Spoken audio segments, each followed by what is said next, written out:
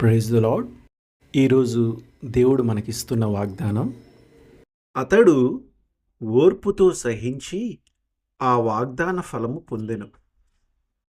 హెబ్రీయులు 6:15.